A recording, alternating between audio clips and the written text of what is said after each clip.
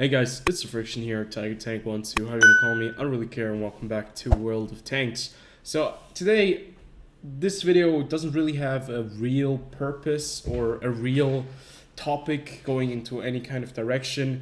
Today I just wanted to talk a little bit about several things in World of Tanks. So I just reached Battle Pass 150 and I did purchase the last couple remaining stages, which were about 100 stages, and that was about 20,000 gold. But I do have the gold, and I had about 60k, and I decided it was worth for me to actually go ahead and unlock the battle pass, because I wanted to have all of the points to be able to unlock the tier 9 2 reward vehicles. Let me check real fast where they are. They should be somewhere around here. I haven't played them yet, but I have unlocked them and they should be in my garage tab. But the Future 4, which probably is the most interesting one out of the two, and the Object 777 version 2. Now I'm going to be playing both of them soonish, probably not today. But what I've wanted to check in as well is I also got myself the KB4 Kraslavsky, which I'm going to be making a review on eventually as well. The KB4 Kraslavsky is a tank that you can only get via bonds, and I did decide to use my 10k bonds on this tank to be able to purchase it. And then there are only two more vehicles that I can purchase for bonds, and they are the Amex M4 Liberté and the IS6 Black Edition, but I'm probably not going to get either one of them since I already own them, unless there is nothing coming anymore. But I'm pretty sure that there are going to be new bond vehicles eventually. Maybe not like in the next 2-3 months, but maybe in the next year or so. So I'm just gonna save up on my bonds again. So the KB4 Kraslavsky is also in my garage now, which basically makes my garage very full. 328 tanks currently sitting in the game, and of those 328 tanks, they are about, well, 179 are premium. That's more than half of them, and that is a very large number. But yes, there are still a lot of tanks that I want to make the best premium tank kind of review case on. There are quite a few of them that I haven't really talked about yet, and I haven't even really played. And that's something that I'm planning to do in the future. Just you guys have to know that the videos will be coming out, but they are not going to be, coming in as fast as they did like in April and March.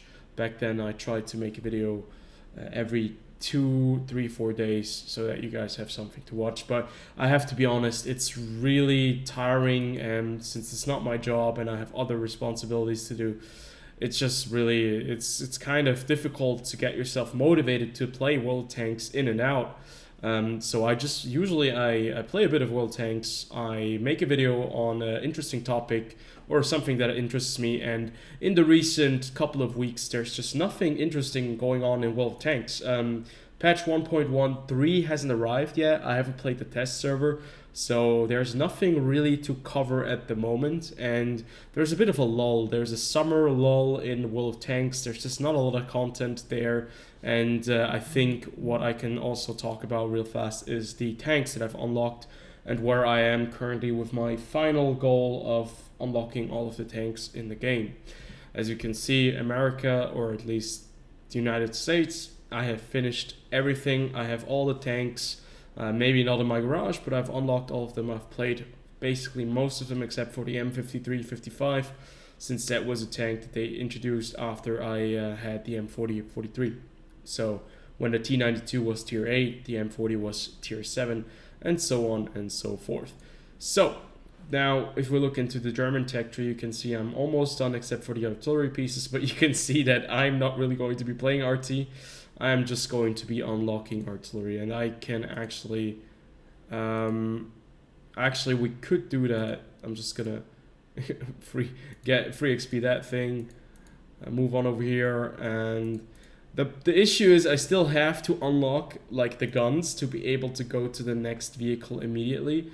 But let me calculate how much experience would I need. You know what? We're just gonna do it right now on this video. Don't really care. I don't care about artillery at all. So I think this is a good investment for me. And now the last is the GW Tiger, which I still have not unlocked, but we've just done it, and the GW Tiger is now a part of my collection. I haven't played it. I'm not planning on playing it. And the last one is the GWE100. And this one, I don't know, it's gonna take a very long time until I'm gonna get this tank if I'm not playing at all, because I can only do it with the with the blueprints. But I'm almost done with the Germans as well. Soviet Union, I'm done. Have every single tank, every tier 10. Same as with the Germans. The British, they are currently just waiting to be fully unlocked, but maybe I'll play them just to see what the fuss is all about with the Concorde GC. I constantly am getting wrecked by this thing, so I want to see what it's like. But at the same time, it costs me 6.1 million credits, and I'm really not that interested in artillery. Now with the French, basically we have everything unlocked except for artillery. You can see that there is a bit of a clear kind of direction that my gameplay goes. I have every single tank unlocked except for the Type 5, except for the Chinese last two tank destroyers, the WZ-111 GFT and the 113 GFT. The CS-63 is still missing. Other than that, the Reno Toronto, there are not a lot of tanks that I'm still missing out on, and you can see my journey of World of Tanks is slowly but surely coming to an end with the vehicles that I have unlocked. But it actually is just really beginning when you start playing the tier 10 tanks. Now that's where I'm kind of going into, where I'm getting into a bit of a problem, into a bit of an annoying part of this game. I think that tier 10 is not a lot of fun to play at the moment. It's not very balanced, and I have had a lot more fun with tier 9 and tier 8 than tier 10s. Is it because I'm a bad player? Is it because I just don't really I'm not able to go with the time, with the meta? I don't think I am that bad at tier 10. Probably I'm more effective with tier 9 vehicles than with tier 10 vehicles, but at the same time, I just have to say that tier 10 is a bit of a mess. If we look into the tier 10s that we have, like on the German side, I think most of these vehicles are kind of balanced-ish. Maybe not the Jagdpanzer E100 or the Panzerkampf. Nah, actually, I think they're okay. On the American Techtree, most of them are balanced as well. But then we get to the Soviet Techtree, where we have the Object 268 version 4. If you're playing this tank, you're just gonna get spammed with gold. If you're not playing this tank, everyone is just spamming it with gold. And yeah, Object 430U, still not a very nice tank to play against. Object 705 is A, and the Object 2677 are definitely better than the IS-4 and maybe the IS-7. Haven't played the ST2 yet, but that's something that's on my list. Now on the British side, these are all pretty much tanks that just work with premium shells, except for maybe the Centurion Action 10, but the Conqueror, the Badger, the FV, the Manticore, all of them are basically reliant on premium shells. The Frenchies are actually quite balanced in my opinion, except for this little bastard down there. Other than that, I think they're balanced. The TVP is pretty nice. STB-1 is a nice tank. Type 5, I don't really care about that tank, but the Chinese, people like Chinese tanks. They like the fast-paced, hard-hitting heavy tanks that the Chinese have. WZ-111A5A, it's definitely a well-liked tank. 60 TP, I cannot really stand this tank. I really dislike all the vehicles that have no real weak spot on top of the turret. CS-63 is not really my kind of vehicle. Udes, Kranwagen, Stritzwagen, I think they're okay. And then we have the Progetto 65 and the Renault Toronto. But yeah, basically what I'm trying to say is just that I don't really think tier 10 is that much fun if you're playing it. I think it's much more fun to be playing tier 9, maybe because it's less chaotic, and tier 10 is just really chaotic, and especially if you have a team that is not doing very well, you get punished very quickly at tier 10. And thus games can be quite tiring. But you know what? For you guys today, for this video, we're going to end it off. We're going to be playing the Jagdpanzer E100. And you can see I'm a bit of a disgusting human being. 14 shells, heat shells. because I've noticed that people only play this tank with heat shells. Nobody really wants to play AP shells. In the case that you bounce with this massive gun, this massive 170mm cannon, 17cm pack, and yes, that really sucks if you bounce. It also doesn't have any kind of gun depression, but yeah, I think you can make it work. You can make it work if you pay a bit of attention where you're going and what you're engaging. Most of the time, I still prefer the AP shells, maybe a bit of high explosive shells, because the high explosive shells, they really give you a very nice tool, a multi-purpose tool to take on targets. But yes, now we're currently looking into a very usual setup. When you're playing tier 10, you have 2 EBRs 105s. Both of them on our team are really skilled. One of them has a 3 mark, the other one has 2 marks on it. And we're gonna see where we're going to be deploying. I would really like to support the woods, but since I'm in an E100, Jagdpanzer E100, I don't want to get caught out in the open. Getting caught out in the open with this thing would be pretty horrific, not very nice. It's a huge target, and the side armor might be good, but it can definitely be taken out, especially at tier 10. I think most of these vehicles are quite capable of dealing with a beast such as this one. But maybe we can sit back a bit in the forest and, you know, get some snipes on. What would be really nice if we could actually kill this EBR 105 right here, but you don't really have a shot. Or maybe the AMX 13 or 105. To be fair, I'm not really that worried about artillery at tier 10. I think artillery at tier 8 and tier 7 and 6 is, I think, a bit worse. Especially tier 6, where the M44 just has basically the DPM of the T92, and it's really powerful. But still, yeah, maybe being a bit more cautious with artillery could be a good idea. But what I want to do is I want to be a bit of an aggressive Jagdpanzer 100. I want to be utilizing that frontal armor as good as I can and put some pressure on the enemy team.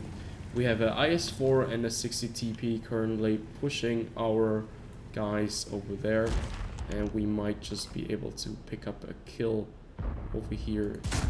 And there we go. First shot, first kill. T-57 out in the open. That doesn't really take a lot of skill to finish him off. Maybe a bit of a waste of a shot, but since there was no other target, I think that certainly was justified. Let's see if we can kill the artillery as well. Unfortunately, he is already dead, or luckily for us. And let's see if we can put some pressure on these guys over there. There might be a way that we can actually fire through this entire town, but it doesn't look like there is really an option for us to engage these guys over there, except for this EBR. But that would be a wild shot. I would really need to have a lot of luck and be on the A game when it comes to aiming. I think I'm just much rather going to be sitting back here and looking into potential targets that I can shoot from over here, which could be the 60 TP. So right now we're in a bit of an awkward situation. We have 290 millimeters of pen, right? Okay, if we shoot the turret right there, it's no real issue. But if he would have been hauled down and he would have faced us, we wouldn't have been able to do anything to that 60 TP. And yeah, basically we're just cleaning up right now. This is a complete cleanup on all sides. Maybe we can get another shot off at the E100 over there.